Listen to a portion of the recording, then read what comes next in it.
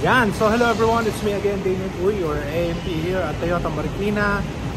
So today's vlog natin is the 2024 Toyota Hi-Ace Super Grandia Elite, no? So wala pa tayong nakikita leather variant. So kung nakakita tayo, i-vlog natin ulit. Bago natin imposahan itong pag-iikot sa unit na to, kung gusto nyo kumuha nito, tawag lang kayo sa 09310-481024. Please take note na yung sasakyan na ito, yung makakakuha nito is nag-antay. Okay, hindi siya yung agad-agad na pag nag-inquire ka ngayon is magkakaroon ka kagad na within the week, within the month, siguro possible, especially kapag tinawagan nyo ko. Tignan natin, makakayanin natin. Okay, so pinantay natin, buta na natin. Actually ang ganda nito no? Pero bago yan, buksan na muna natin yung hood ng sasakyan natin. So chinempohan ko lang. Kanina nakapasok yan sa loob Nachempohan natin na inilabas siya ngayon. So ito yung susi niya. Hawakan ko na rin ay mamaya na, para hindi tayo sumabit. Pero nakabukas naman na yan. Whoop.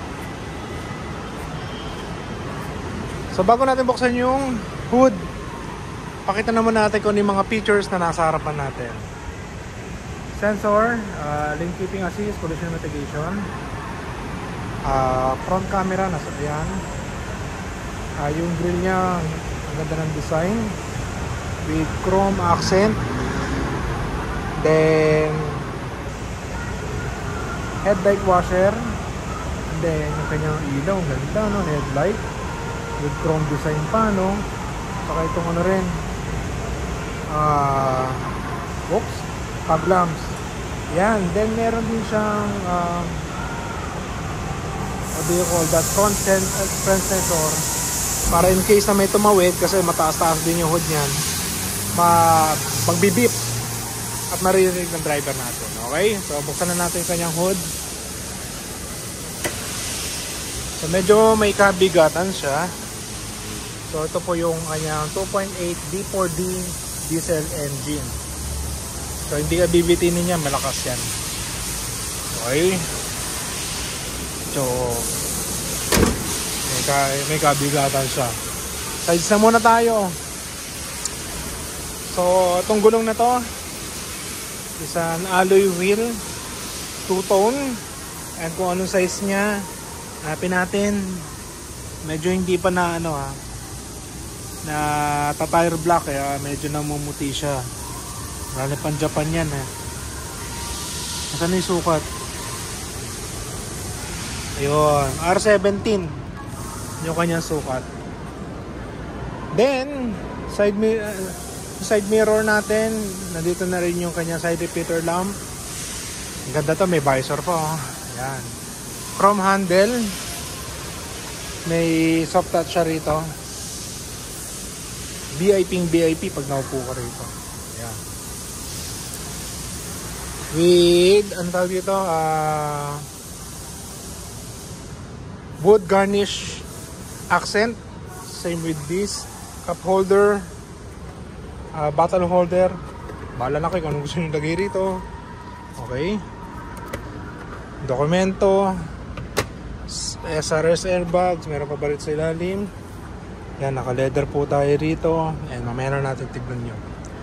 Then, dito tayo sa pinaka gusto kong part na makita nyo na difference niya sa leather variant. Okay? Yung kanyang sliding door.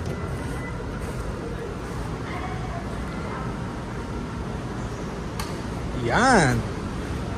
So, ito yung sa pag-usog na kanyang upuan. Then sa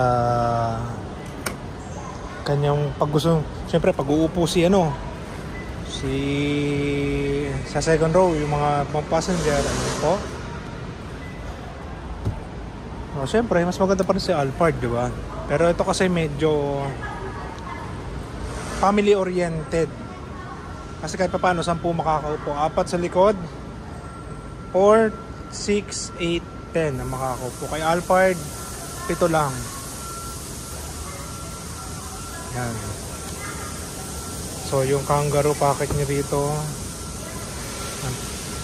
meron pa pala siya ganyang accent.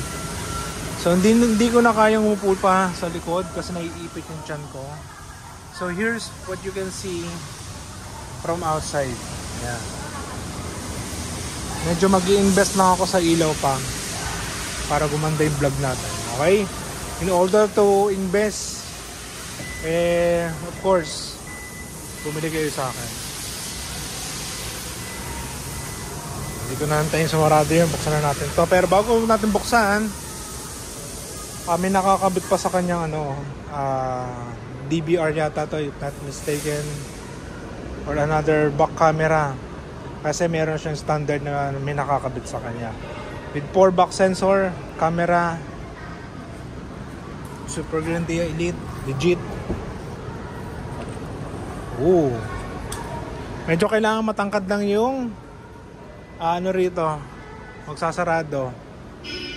So ang pagtupi ng kanyang last row is nakaside. Medyo hindi ko na mapapakita sa inyo yung demo kung paano siya sinaside kasi bawal ma-person yung ating tiyan dahil kaka-opera lang natin. Okay? Sarado natin. Dito ko siya hawakan since abot ko naman. May kabigatan siya. Pero teka lang teka lang ako. Disclaimer. Hindi siya additional camera. Okay? Disclaimer lang. Buksan natin yung side na to ulit to demonstrate yung sa upuan niya. Cup holder, ayos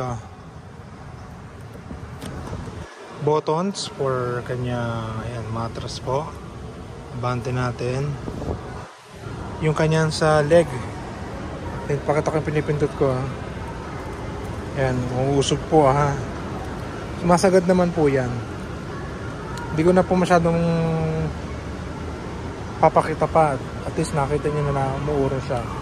So meron siyang very relaxing headrest.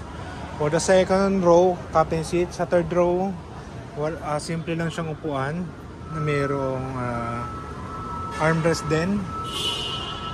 So definitely, yung pinsan ko merong ganito sila Ate Sheena Halili. Ayan. So meron din siya nanotech na nakakapagpalinis ng airflow ng ating loob ng sasakyan. So hindi siya puro virus. Ngayon, punta naman tayo sa driver side. Ito, hindi naman masyadong iniintindi dito ng mga may-ari kasi may mga sarili silang driver. Power seats na rin siya. Then may close open button siya rito ng side doors niya. Power door off, sa ilaw, gas, and kanyang food. Ito po yung susi niya.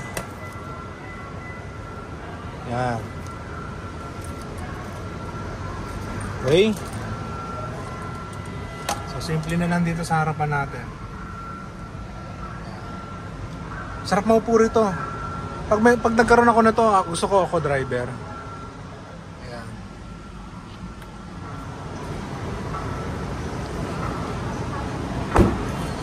Yan. So, pag bibili tayo ng sasakyan, don't forget to call me. Tatawagan niyo ako Hindi po PM. Para at least mabilis tayo makakapag-usap. Okay? So, big shout out. Yan! Sa SG natin, naastigin yan. Mabait po yan, mabait yan. Kapangpangan yan. Yan. So, see you on my next vlog. Bye!